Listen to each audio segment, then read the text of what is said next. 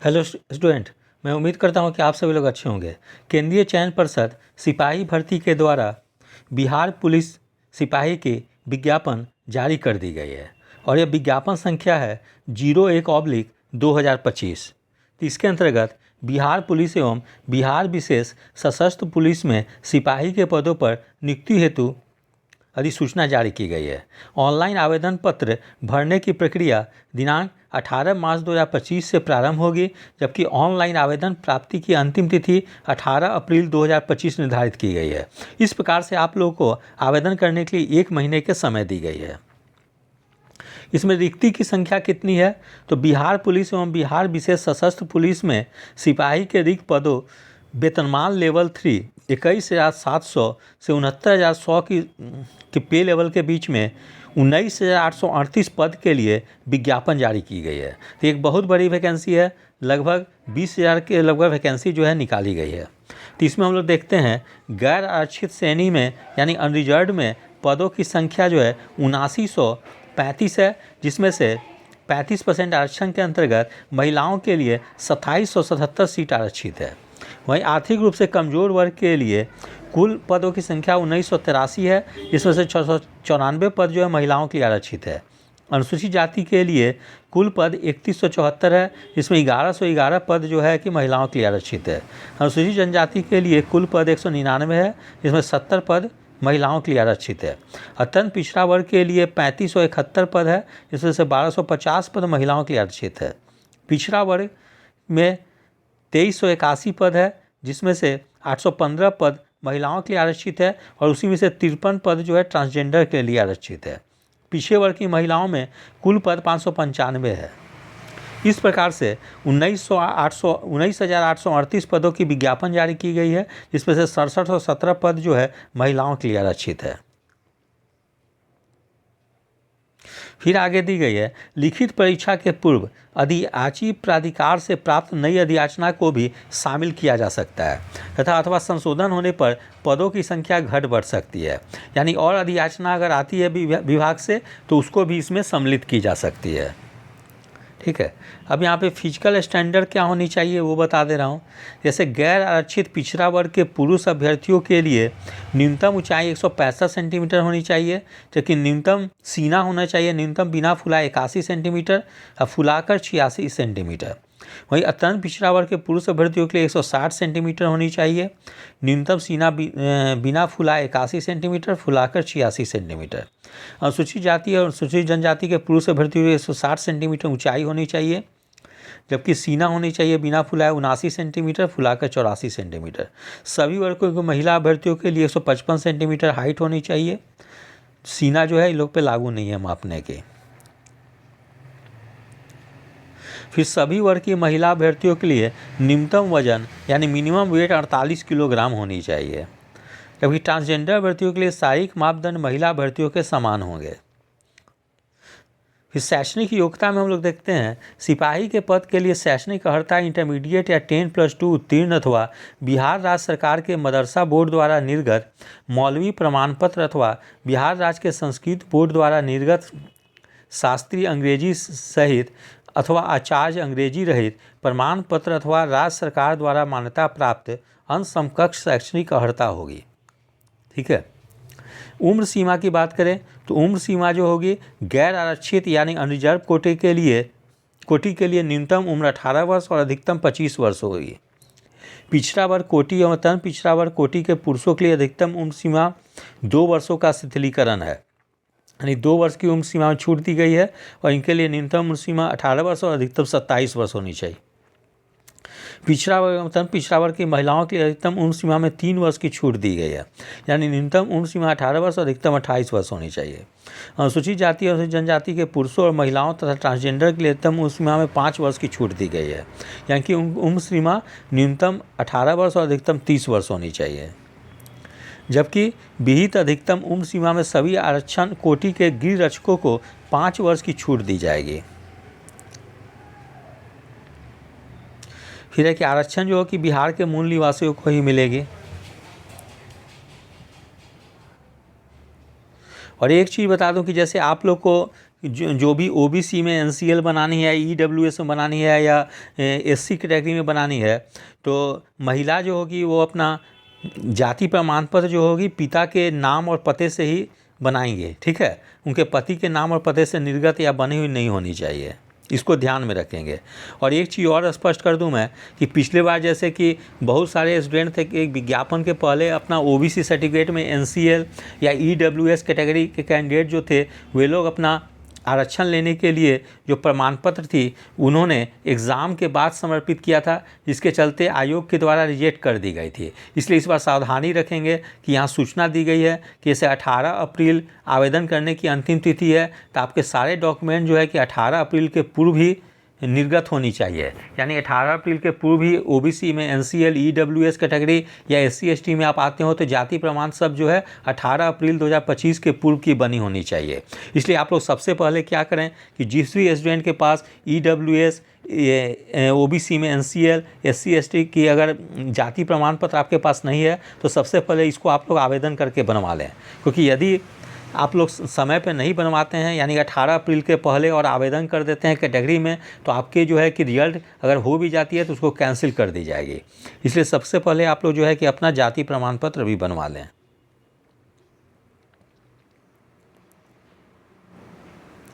फिर चयन प्रक्रिया क्या होगी वो हम लोग देख लें। जैसे चयन प्रक्रिया जो होगी, जैसे प्रथम चरण में क्या होगी,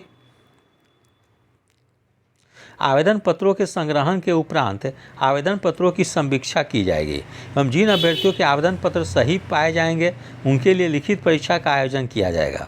विज्ञापन के लिए आवेदन पत्रों की संख्या के आधार पर एक से अधिक पालियों में परीक्षा आयोजित की जा सकती है।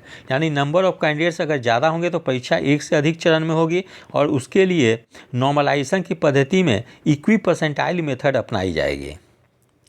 फिर हम लोग देखते हैं कि लिखित परीक्षा में किस किस सब्जेक्ट से क्वेश्चन पूछी जाएगी, तो वो 10वीं यानी मैट्रिक स्तर की क्वेश्चन होगी। उसमें हिंदी, अंग्रेजी, गणित, सामाजिक विज्ञान, इतिहास, भूगोल, नागरिक शास्त्र, अर्थशास्त्र, विज्ञान, भौतिकी, रसायन शास्त्र, प्राणी विज्ञान, वनस्पति विज्ञान और समान ज्ञान एवं समसामयिकी मामले से संबंधित वस्तुनिष्ठ प्रश्न होंगे। विस्तृत पाठ्यक्रम परिषद की वेबसाइट पर देखा जा सकता है। फिर लिखित परीक्षा 100 अंकों की होगी। 2 घंटा के लिए एक प्रश्न पत्र में कुल 100 प्रश्न होंगे, जिसमें प्रत्येक सही उत्तर के लिए 1 अंक काट दिया जाएगा। परीक्षा ओएमआर सीट पर आधारित होगी। ओएमआर सीट उत्तर पुस्तिका 2 प्रतियों में होगी, जिसमें से 1 प्रति अदृश्य कार्बन प्रति के रूप में परिषद के पास अंतिम चयन सूची प्रकाशित होने के पश्चात 1 वर्ष तक सुरक्षित रखी जाएगी। लिखित परीक्षा में 30% से कम अंक प्राप्त करने वाले अभ्यर्थी शारीरिक दक्षता परीक्षा के लिए असफल घोषित किए जाएंगे। फिर लिखित परीक्षा में प्राप्त अंकों के आधार पर यथासंभव विज्ञापित रिक्तियों के आरक्षण कोटिवार प्रत्येक कोटि के लिए 5 गुना अभ्यर्थियों का चयन शारीरिक दक्षता परीक्षा हेतु किया जाएगा। शारीरिक जांच हेतु योग्य अभ्यर्थियों की पर्याप्त संख्या में अनुपलब्धता की दशा में अभ्यर्थियों का अनुपात उपयुक्त रूप से केंद्रीय चयन परिषद द्वारा कम किया जा सकेगा। कोटिवार समान कट ऑफ अंक प्राप्त करने वाले सभी अभ्यर्थियों का चयन अगले चरण शारीरिक दक्षता परीक्षा के लिए किया जाएगा। फिर लिखित परीक्षा अंतिम मेधा सूची का आधार नहीं होगी, यानी जो मेरिट लिस्ट बनेगी, रिटेन एग्जाम जो होगी या लिखित परीक्षा वो मात्र क्वालिफाइंग होगी, जबकि आपकी मेरिट लिस्ट जो बनेगी वो फिजिकल में जो आप मार्क्स प्राप्त करेंगे उसके आधार पर। तो द्वितीय चरण में फिजिकल टेस्ट के लिए क्या क्राइटेरिया रखी गई है वो हम लोग जैसे देखते हैं। तो अभ्यर्थियों की शारीरिक दक्षता परीक्षा में सम्मिलित होना एवं सफल होना अनिवार्य होगा, ठीक है। फिर शारीरिक दक्षता परीक्षा के न्यूनतम निर्धारित मापदंड या मानदंड में कोई छूट अनुमान नहीं होगा। महिला अभ्यर्थियों को शारीरिक दक्षता परीक्षा के समय गर्भवती न होने का घोषणा पत्र अनिवार्य होगा। गर्भवती महिलाओं को शारीरिक दक्षता परीक्षा में भाग लेने की अनुमति नहीं होगी। फिर सिपाही के पद पर नियुक्ति हेतु चयन के लिए अंतिम मेधा सूची शारीरिक दक्षता परीक्षा के अधीन तीनों स्पर्धाओं यथा दौड़, ऊंची कूद और गोला फेंक में अभ्यर्थी द्वारा प्राप्त कुल अंकों के आधार पर तैयार की जाएगी। इन तीनों स्पर्धाओं में अभ्यर्थी को अलग अलग सफल होना आवश्यक होगा। अब शारीरिक दक्षता परीक्षा कुल 100 अंकों की होगी। ऊंचाई एवं सीना वजन की माप की जाएगी। इसके लिए कोई अंक देय नहीं होगा, परंतु विहित अर्हताएँ पूरी नहीं करने वाले अभ्यर्थी असफल घोषित किए जाएंगे। फिर शाही दस्ता परीक्षा में निम्नलिखित स्पर्धाएं होगी। जैसे दौड़ के लिए अधिकतम 50 अंक होगी, ठीक है। इसमें सभी कोटि के पुरुषों के लिए 1 मील यानी 1.6 किलोमीटर अधिकतम 6 मिनट में होगी। और यदि कोई स्टूडेंट हैं वो 5 मिनट से कम समय में दौड़ते हैं तो उनको फुल मार्क्स यानी 50 अंक दी जाएगी, क्योंकि 5 मिनट से 5 मिनट 20 सेकंड के बीच में दौड़ते हैं तो 40 अंक, 5 मिनट 20 सेकंड से अधिक और 5 मिनट 40 सेकंड तक तो 30 अंक, और 5 मिनट 40 सेकंड से अधिक और 6 मिनट के बीच में 20 अंक दी जाएगी। 6 मिनट से अधिक समय लेने वाले पुरुष अभ्यर्थियों को असफल घोषित किया जाएगा। फिर वही महिला कैटेगरी में क्या है कि 1 किलोमीटर की दौड़ अधिकतम 5 मिनट में होनी चाहिए। 4 मिनट से कम में दौड़ती हैं तो 50 अंक, 4 मिनट 20 सेकंड तक दौड़ती हैं तो 40 अंक, 4 मिनट 20 सेकंड से 4 मिनट 40 सेकंड के बीच 30 अंक, 4 मिनट 40 सेकंड से अधिक और 5 मिनट के बीच में 20 अंक। तो 5 मिनट से अधिक समय लेने वाले महिला अभ्यर्थियों को असफल घोषित किया जाएगा। फिर है गोला फेंक अधिकतम 25 अंक की होगी। सभी कोटि के पुरुषों के लिए 16 पाउंड का गोला न्यूनतम 16 फीट फेंकना होगा। 16 फीट से 17 फीट तक यानी 9, अगर इतना फेंकते हैं गोला तो आपको 9 अंक मिलेगी। 17 फीट से ज़्यादा और 18 फीट तक भेजते हैं तो 13 अंक मिलेगी। 18 फीट से ज़्यादा और 19 फीट तक भेजते हैं तो 17 अंक। 19 फीट से ज़्यादा और 20 फीट तक तो 21 अंक। 20 फीट से ज़्यादा फेंकते हैं तो 25 अंक। और 16 फीट से कम फेंकने वाले पुरुष अभ्यर्थियों को असफल घोषित किया जाएगा। जबकि महिलाओं के लिए क्या है, 12 पाउंड का गोला न्यूनतम 12 फीट फेंकना है। 12 फीट से 13 फीट के बीच में फेंकने पर 9 अंक, 13 फीट से 14 फीट के बीच फेंकने पर 13 अंक, 14 फीट से 15 फीट के बीच फेंकने पर 17 अंक, 15 फीट से ज़्यादा और 16 फीट से कम फेंकने पर 21 अंक, और 16 फीट से ज़्यादा फेंकने पर 25 अंक। 12 फीट से कम फेंकने वाले महिला अभ्यर्थियों को असफल घोषित किया जाएगा। ऊंची कूद अधिकतम 25 अंक। सभी कोटि के पुरुषों के लिए न्यूनतम ऊंचाई 4 फीट। 4 फीट अगर कूदते हैं तो 13 अंक, 4 फीट 4 इंच फांदते हैं तो 17 अंक, 4 फीट 8 इंच कूदते हैं तो 21 अंक, और 5 फीट से अधिक कूदते हैं तो 25 अंक यानी फुल मार्क्स मिलेगी। और 4 फीट ना कूद सकने वाले अभ्यर्थियों को असफल घोषित किया जाएगा। जबकि सभी कोटि की महिलाओं के लिए न्यूनतम ऊंचाई 3 फीट है। 3 फीट अगर वो कूदती हैं तो 13 अंक, 3 फीट से 4 इंच के बीच में कूदती हैं तो 17 अंक, 3 फीट से 8 इंच कूदती हैं तो 21 अंक, और 4 फीट कूदती हैं तो पूरे फुल मार्क्स 25 अंक मिलेगी। और 3 फीट ना कूद सकने वाले महिला अभ्यर्थियों को असफल घोषित किया जाएगा। तृतीय चरण में डॉक्यूमेंट वेरिफिकेशन होगी, ठीक है। डॉक्यूमेंट वेरिफिकेशन में क्या क्या देखी जाएगी, तो सभी अभ्यर्थियों को निर्धारित स्थान पर सभी मूल प्रमाण पत्रों तथा उनकी एक स्वप्रमाणित छाया प्रति के साथ उपस्थित होना होगा। इसके लिए कोई दूसरा अवसर नहीं दिया जाएगा और ना ही अवधि विस्तार किया जाएगा। और अभ्यर्थी विज्ञापन के कंडिका 4 का अध्ययन भली भांति कर लेंगे और आश्वस्त होने लेंगे कि उनके पास आवेदन भरते समय शैक्षणिक अर्हता एवं आरक्षण से संबंधित सभी दस्तावेज विहित प्रमाण प्रपत्र एवं सक्षम प्राधिकार द्वारा निर्धारित काल अवधि या कटअप तिथि के अनुसार मूल्य में उपलब्ध है। दस्तावेज में क्या क्या जैसे देनी है, वैध फोटो युक्त पहचान पत्र जैसे आधार कार्ड, ड्राइविंग लाइसेंस, मतदाता पहचान पत्र आदि। जन्म तिथि प्रमाण पत्र में मैट्रिक समकक्ष सर्टिफिकेट एवं अंक प्रमाण पत्र की मूल प्रति। इंटरमीडिएट या समकक्ष परीक्षा उत्तीर्ण प्रमाण पत्र। इंटरमीडिएट या समकक्ष परीक्षा का अंक पत्र। अनुसूचित जाति जनजाति आरक्षण वर्ग के अभ्यर्थियों के लिए सक्षम प्राधिकार द्वारा निर्गत जाति प्रमाण पत्र, अस्थायी आवास प्रमाण पत्र। पिछड़ा वर्ग एवं तंत्र पिछड़ा वर्ग आरक्षण वर्ग के अभ्यर्थियों के लिए सक्षम प्राधिकार द्वारा निर्गत जाति प्रमाण पत्र एवं अस्थायी आवास प्रमाण पत्र। ठीक है।